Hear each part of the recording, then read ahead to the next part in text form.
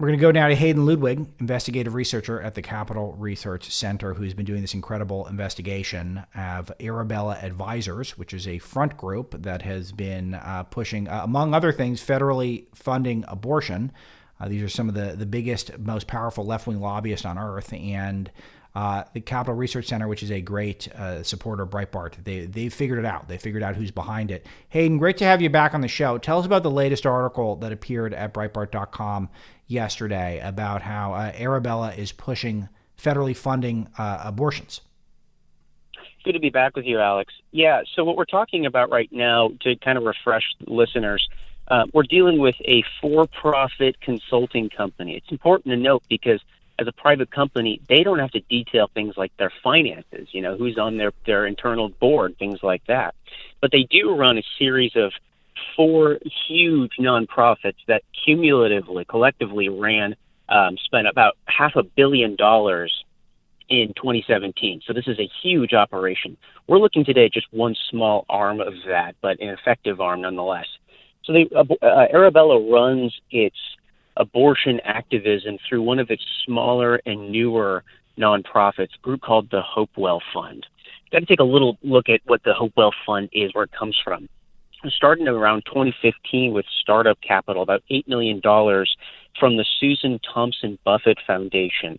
So Buffett, was actually started by Warren Buffett back in the 1960s. It's named for his late wife.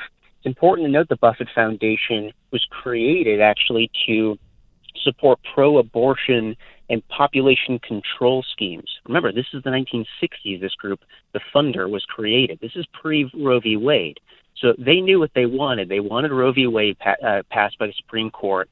They wanted more lawsuits to overturn bans on partial birth abortion. So this is the group that's providing startup capital to this Arabella abortion activist front. So I want to note, too, that Hopewell doesn't do this abortion activism itself. It sponsors a handful of what we call pop-up groups. These are slick websites, right?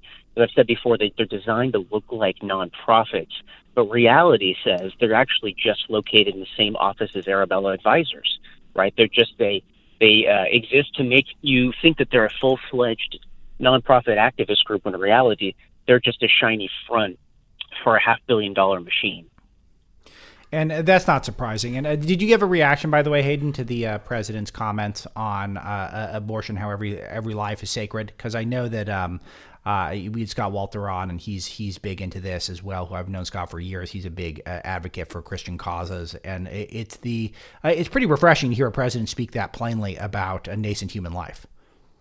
It is, yeah, to finally admit that there's a war on this nation's children. How can we have a First Amendment to the Constitution that holds your right to life as sacred, right? How can we have this mentality that we were founded on God, right? And we kill how many millions of our own children? It's refreshing to have a president who finally recognizes there's a culture war against a radical left. This isn't your grandfather's Democratic Party. These people have a death cult around this idea of abortion. And you look at groups like Arabella Advisors, they couldn't have existed 30 years ago to push the kind of radical policies that they push today. Exactly. So let's talk a little bit about the war around the world to fight against sort of rampant abortion.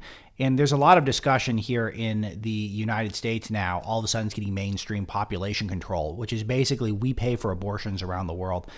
It's one of the most evil ideas I've ever heard mainstreamed by our American media and Democratic Party. But they're literally now talking about they're literally now talking about whether or not we should be funding the extermination of human life globally. Yeah, this idea of population control, which, funny enough, the marketing ploy now is just population. You just drop the control part, right? But this actually goes back to the 40s. I mean, I hate to trace it back to the Nazis, but you can trace it back that far. In this country, it's more about the progressive era in the 20s, where you get guys like John D. Rockefeller III. That's the grandson of the famous guy who was a Christian, by the way. Rockefeller III was not. He funded a group called Population Council. It's still around today. And they are the research wing trying to push groups like the United Nations to do things like airdrop in Vietnam contraceptives and other abortifacients on small villages in the jungle. It's the idea that would even work is one thing, but it's outrageous the kind of stuff they get away with. The groups we're talking about with Arabella, and specifically, they're more focused on the U.S. and one of their goals is overturning the Hyde Amendment, which comes out in 1976. Sure. I'm sure you're familiar with it. Obviously, Hyde Amendment basically bans federal funding of abortion. One of these groups, Equity Forward, they're entirely built around overturning the Hyde Amendment so that you can have federal funding of abortion. So it's not enough to have billions of dollars go through groups like Planned Parenthood. We have to have public funding. Every taxpayer in America has to pay for somebody else's abortions. That's their mentality. How come it's so difficult for us to eliminate federal funding of abortion, which is so, I mean, I think even if you question, I bet you most pro-choice people, which is I think a smaller and smaller number in this country, I think even them would say, yeah, I mean, it doesn't make sense to force everyone to pay for abortions. I think there's maybe a third of the country likes that idea, which is still way too high. But it's that can't be, if you polled that issue, should the government be funding abortions? It's got to be pretty unpopular. And yet we've got a Republican administration who I know for a fact there's a triple-digit people working inside the White House who want to defund abortion. And you get the Republican Senate. And yet nothing's being done, really, as far as I know. Well, if you understand that in politics and policy, it's not always about majorities. Majorities may support pro-life positions, right, or even moderate pro-life positions. And yet, oftentimes, it's small, highly motivated minorities that are able to push through some even radical policies.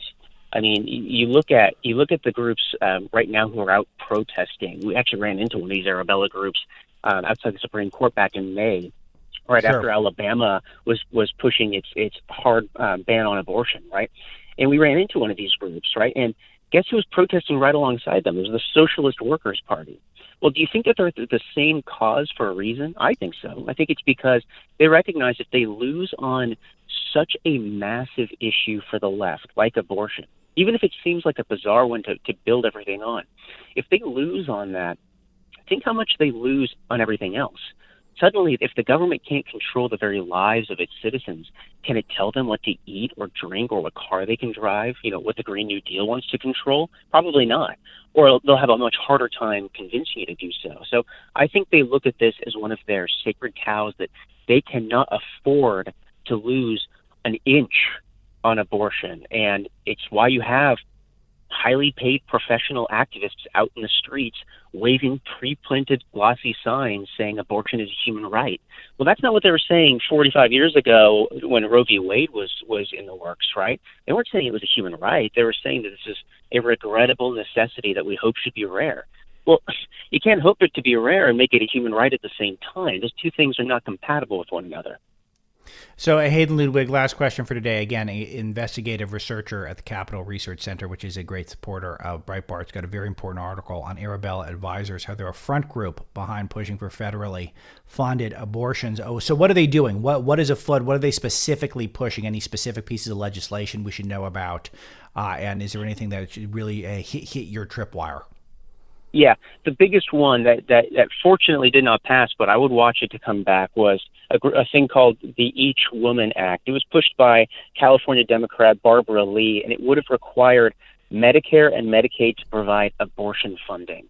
So these guys were out in the streets pushing Congress to pass that. Of course, it didn't pass because the Democrats didn't have a majority in both houses. I would watch out in 2020 that if Democrats do take the Senate and they hold the House, I would watch out for similar kinds of hardcore, radical public funding of abortion schemes just like this. And Arabella seems to be building its abortion arm around those issues.